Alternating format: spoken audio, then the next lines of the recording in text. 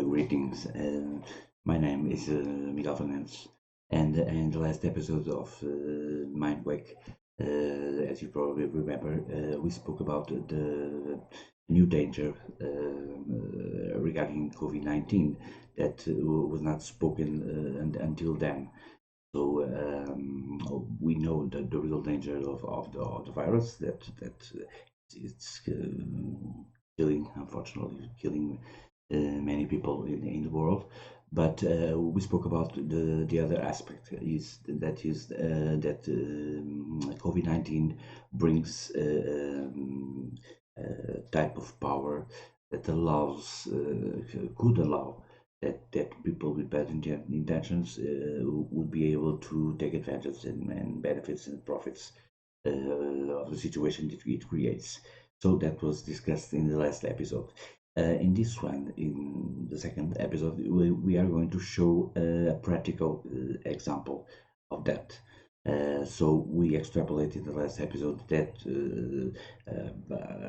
a possible, for example, a possible bill or legislation would be released somewhere and would allow some type of abuse in certain circumstances. And we have a real example that it was approved in May the 13th. So we are going to speak a little bit about it. Okay, so we'll see you in a few seconds.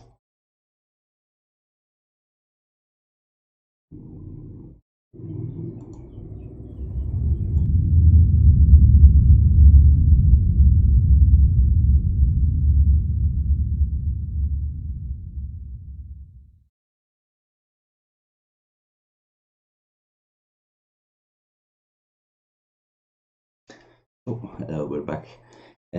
So as I was saying, indeed we have a practical example of what we spoke in the last episode. Actually, if you see the picture I just placed in the screen, it's the place where a lot of the rings was filmed. So yes, we are speaking of New Zealand. So I know it's strange to connect one subject to other, since New Zealand is very well known to be a very balanced and peaceful country, but a very controversial bill was passed in the parliament, and we are going to speak about it. I said that New Zealand is a peaceful country, and it is basically, but we still remember the events that happened last year, the shootings in the mosques where terrorists decided to enter into mosques and kill. I believe he was able to kill 51 people and injure 49.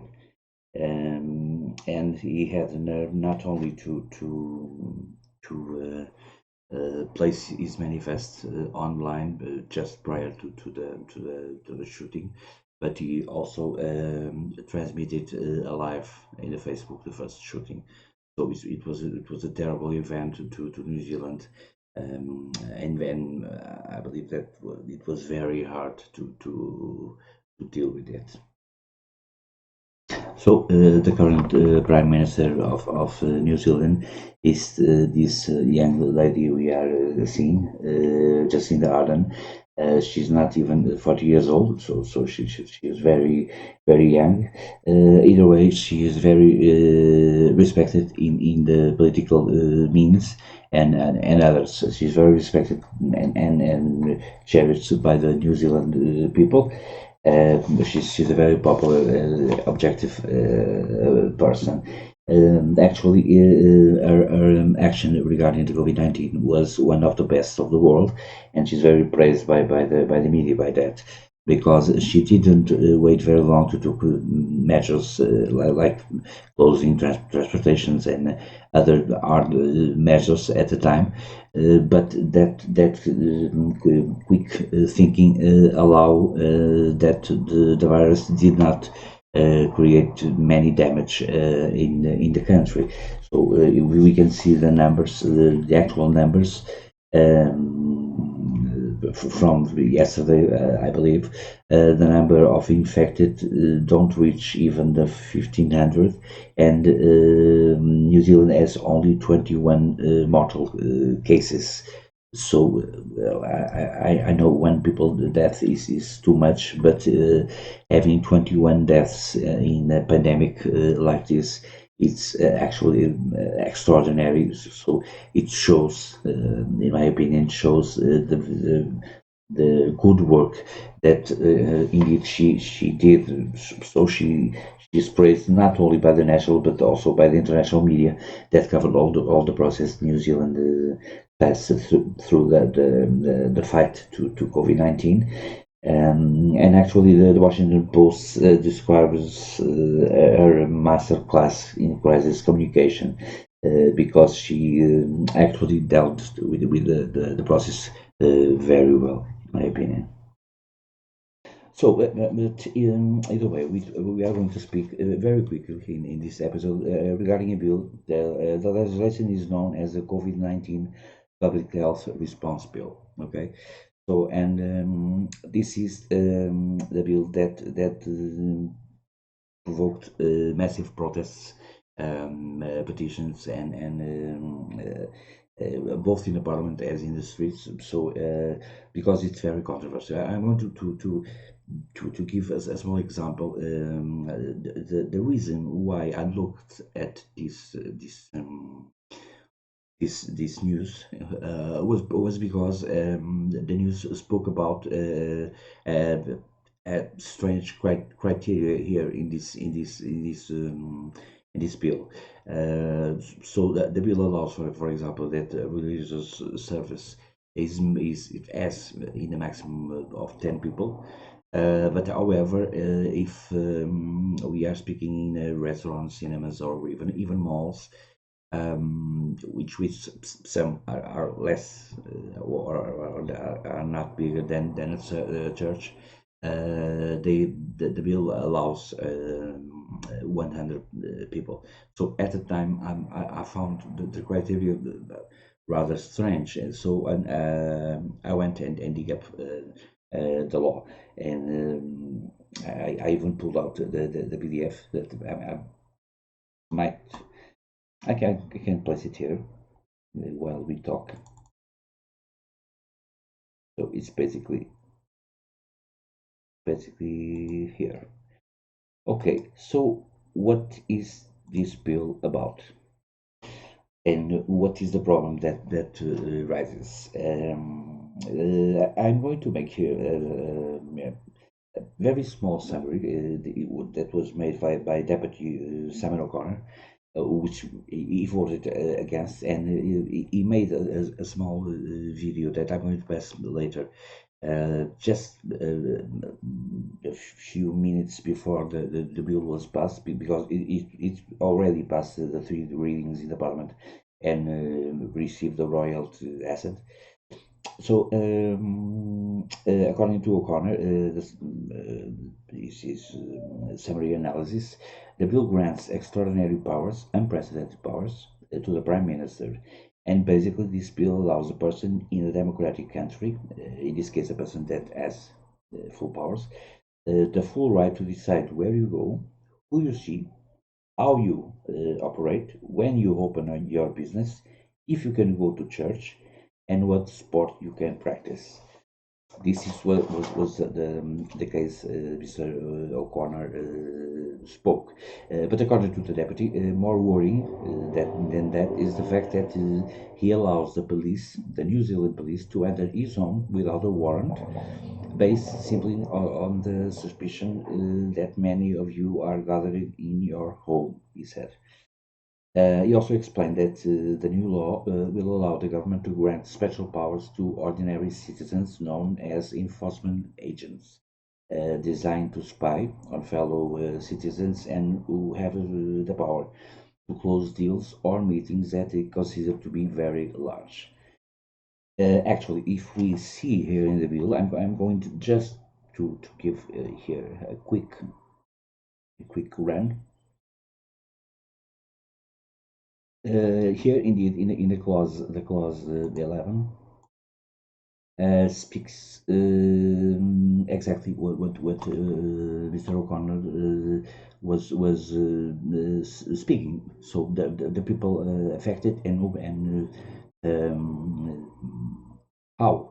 So clause 11 enables orders to be made for the purpose of dealing with the risk of the outbreak of or spread of COVID-19. So the bill is regarding this. Two broad areas may be the subject of an order as follow. Okay, so now we have the two areas.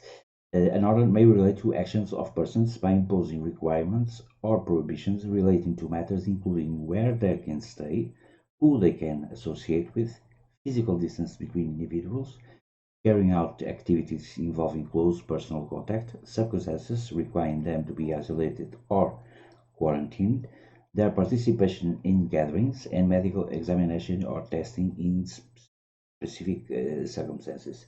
These requirements could relate to classes of peoples or corporate bodies or other entities.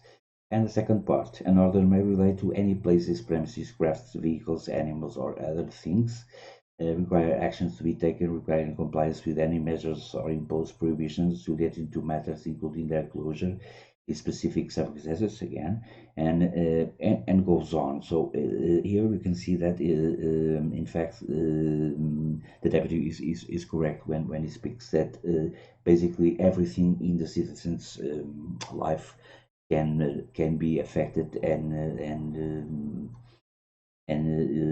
used, let's say.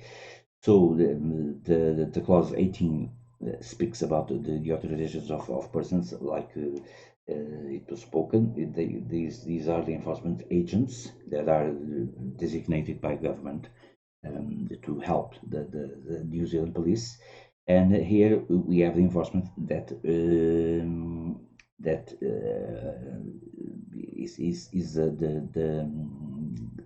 let's say the violation of the a possible violation of the civil rights that the deputy O'Connor is speaking. So clause 20 provides enforcement officers with powers of entry to enforce compliance with orders. An enforcement officer can enter without a warrant, indeed, any land, building, ship, aircraft. So here it goes on according to the 11th clause. So if they believe a person is failing to comply with any aspect of an order. And it goes on regarding that. Clause 21 enables enforcement officers to give directions to enforce compliance with orders. 22 enables constables or persons acting under the authority of a constable to close roads and public places for the purpose of enforcing related measures contained in section 11 order. They can stop vehicles also for the purpose of enforcing that order again. And clause 23, they can ask for identification information. And again, they can close business and undertakings that are operating in contravention of an order or contrary to any condition imposed on their operation by an order. We could go on and see all of this because this is the full bill. So if we look at this, indeed, this bill is extremely radical, and thus I said it was an example. I'm not going to say that there are bad intentions here from the New Zealand government. Okay, I'm not saying that. But analyzing the bill, we could say that it's touching that thin line between what we believe being the law, what we believe being a serious situation, and what could be a possible violation of not only civil but also human rights. This bill comes why the bill appears because New Zealand is trying to open the market and again the social life, all that part that was closed with the confinement, like and many other countries are trying to do. But it seems to me that the bill, the legislation that was placed in these terms, it's as I said, a little bit. How do we call? Can we call it a little bit radical? Indeed, uh, because it basically gives complete powers to the New Zealand police and authorities and the appointed people to do basically whatever they want if there's a menace of any type. If they consider that there's a menace, they can do basically pretty anything. They can enter in your house and make a search, make tests, take your family or you for quarantine, as we spoke in the last episode when we were extrapolating.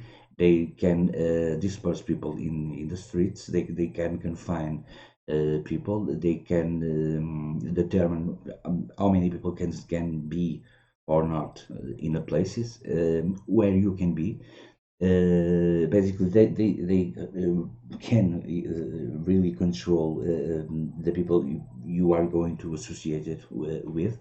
So basically, I'm going to place the 4-minute video that the deputy O'Connor recorded, and I think you are going to understand more widely how the law works. But as I said, so New Zealand is trying to activate things again.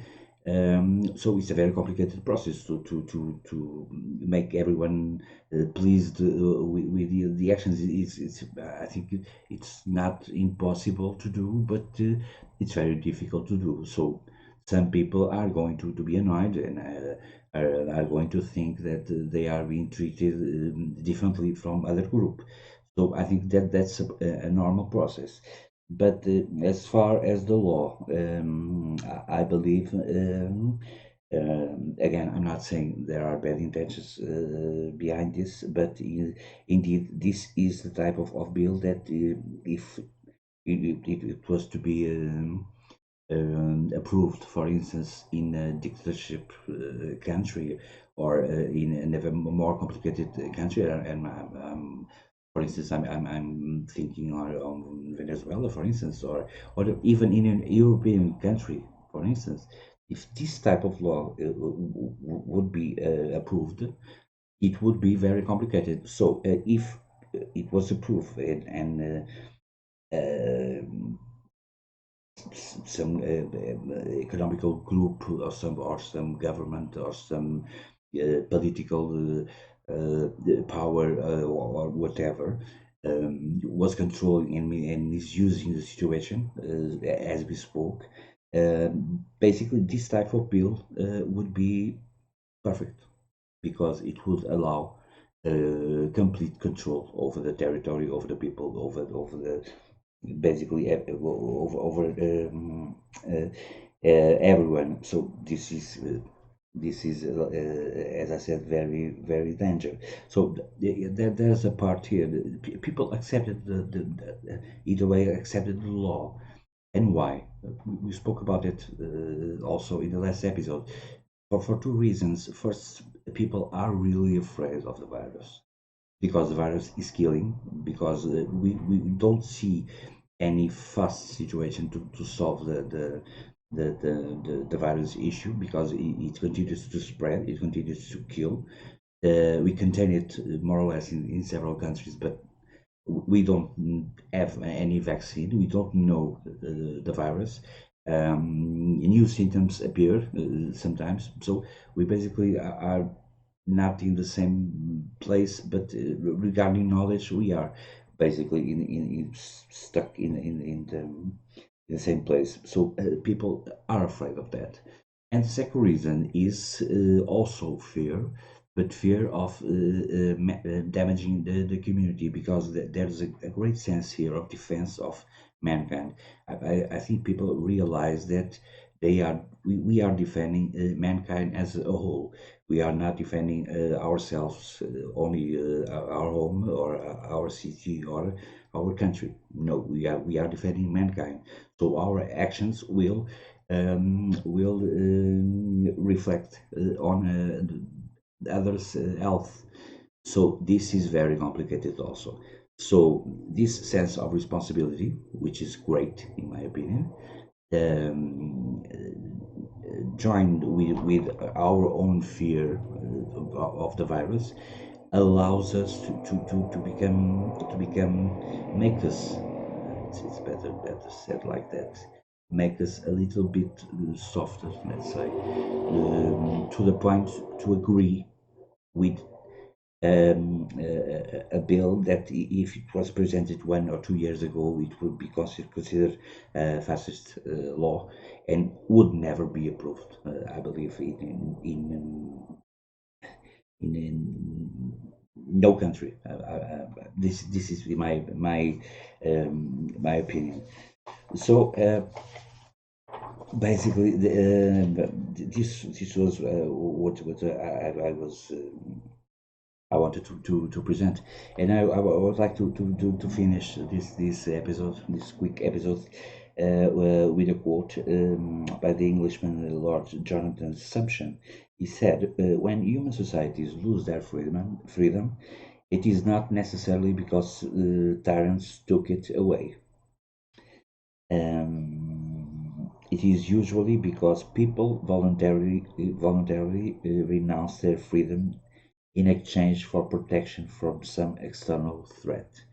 And I think this is very well said and pretty much sums up.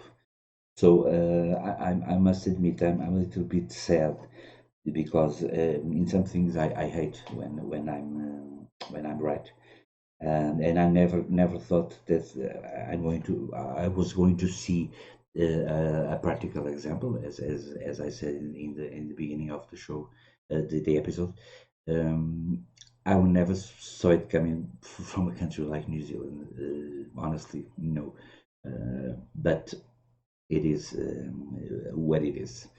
So I hope you enjoyed the episode. Much is more to say, but we'll speak in the next episode that will be out in a few days. If you liked the channel, please subscribe, and you will be notified for the next episode. And meanwhile, take care of yourself. Okay.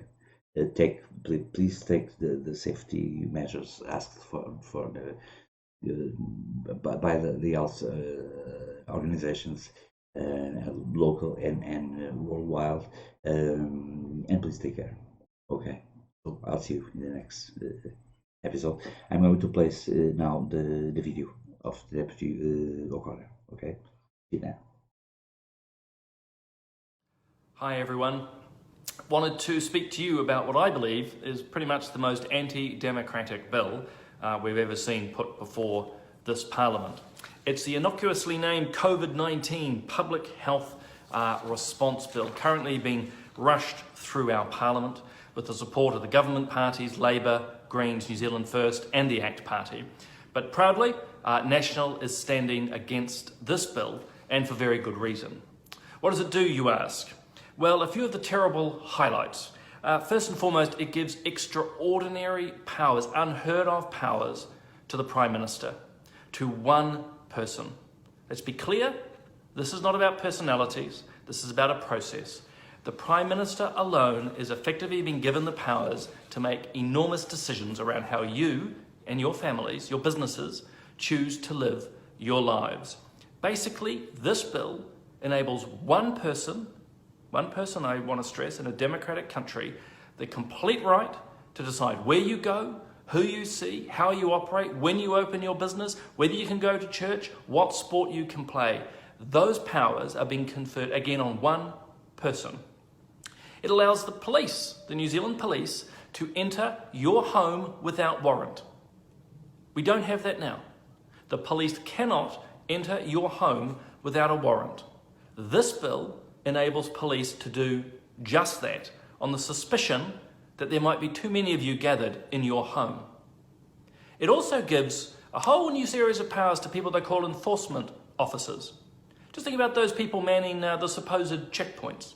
This bill enables the government to confer effective powers on people like that to set up their checkpoints or to come into your bar or cafe, check out what you're doing, spy on you for want of a better word, and then shut you down. These are ordinary citizens, not police officers. Also, it is what is enabling the draconian and rather heartless views around funerals, tangis, weddings, bar mitzvahs, and all religious worship. It shuts them down, or at the very least, gives enormous powers, as I say, to one person to decide how those powers operate. Finally, it's a bill that's in place for 2 years. 2 years of almost unfettered, unprecedented powers to be given to one person. Shocking is the simple way to put it. All of this, as I say, is being rushed through Parliament right now. No select committee, no chance for input. Again, appalling.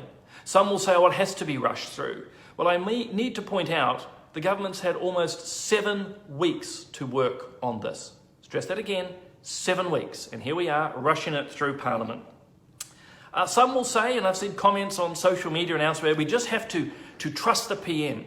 The polls are just so high, 70, 75% affirmation for what the Prime Minister is doing. Well, that's not how you run a democracy.